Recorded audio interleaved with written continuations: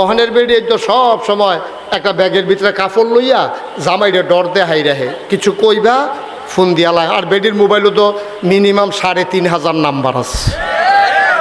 অটোওয়ালা, সিএনজিওয়ালা, রিক্সাওয়ালা, দোকানদার, এমন কোনো নাম্বার নাই বেডির মোবাইলও নাই।